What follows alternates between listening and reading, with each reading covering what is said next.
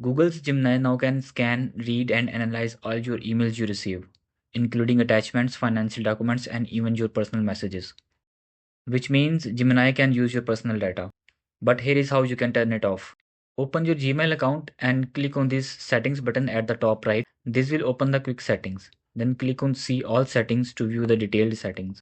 Then by remaining on the general tab, scroll down a bit until you find the smart features. Here are the smart features. You can learn more about it. You just have to click on it to turn it off. Then you have to click on turn off and reload, and it will turn these settings off and reload your Gmail account.